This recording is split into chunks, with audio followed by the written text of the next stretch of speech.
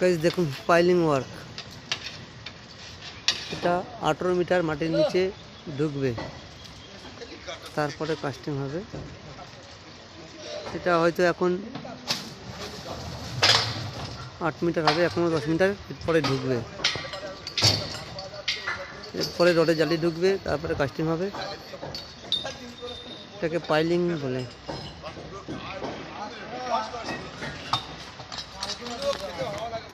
এইভাবে ঘুরিয়ে ঘুরিয়ে বোরিং করা হচ্ছে, এটাকে বোরিং হচ্ছে, আগর পাইল বলে।